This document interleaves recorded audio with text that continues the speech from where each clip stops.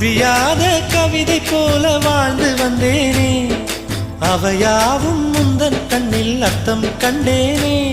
இந்த அருக புல்லின் மேல் மணித்துளியாய் நின்றாயே, இந்த பருவத் தோள்களில் பச்சை கிளியாய் வாழ்ந்தாயே.